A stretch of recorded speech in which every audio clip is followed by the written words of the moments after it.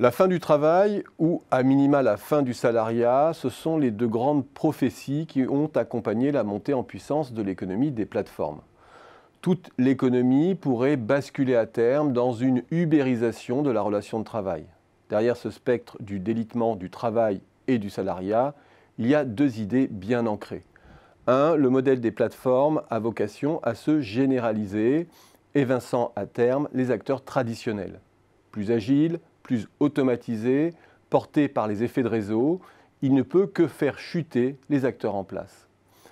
Deux, ces plateformes ont vocation à mobiliser du travail à la tâche.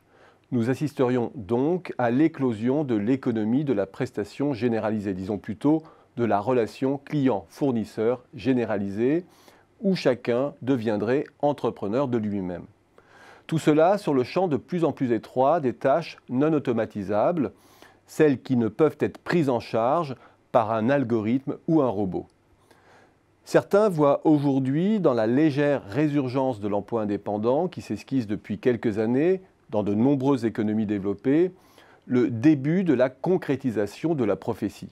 Ont-ils vraiment raison de voir dans ce signal la manifestation d'un délitement généralisé du salariat? Rien n'est moins sûr en fait. Prenons le cas de la France. On y observe bien une augmentation nette de près de 350 000 de l'emploi indépendant entre 2010 et 2017, ce qui représente le tiers de l'augmentation nette de l'emploi total sur la période. Il y a là une nette inflexion par rapport à la tendance au reflux que l'on observait jusqu'en 2003. Mais cette montée du travail indépendant se concentre d'abord sur des secteurs bien spécifiques. D'abord, les services aux entreprises, essentiellement dans les activités juridiques, comptables, de gestion, d'architecture, d'ingénierie, de contrôle et d'analyse technique, ainsi que dans les activités scientifiques et techniques. Second plus gros contingent ensuite, les activités de santé, puis les services aux particuliers, le commerce, l'enseignement, l'hébergement.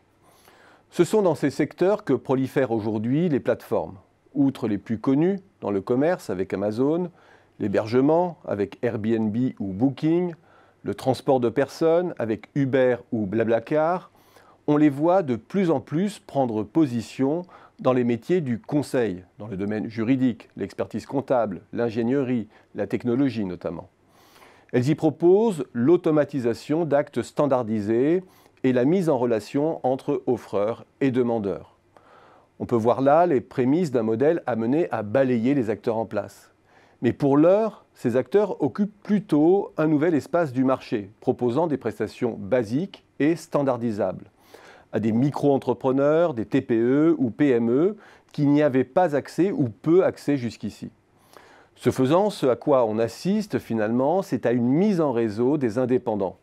C'est à une mise en concurrence, certes, mais surtout à une codification de ces métiers, avec la création d'un lien de subordination technologique, l'inféodation à des cahiers des charges précis. Autrement dit, l'extension du modèle des plateformes a pour première conséquence d'organiser l'indépendance, de la formater, de la regrouper sous des marques, d'y injecter du marketing, de la communication. Ce à quoi on assiste finalement, bien au-delà du secteur du conseil, c'est finalement à une transfiguration de l'indépendance, plus qu'à celle du salariat ou à une disparition de l'emploi. Je n'irai pas jusqu'à parler de fin de l'indépendance, mais on n'en est finalement pas si loin, ou disons plus proche que du grand fantasme survendu du tous entrepreneur dans un monde digital.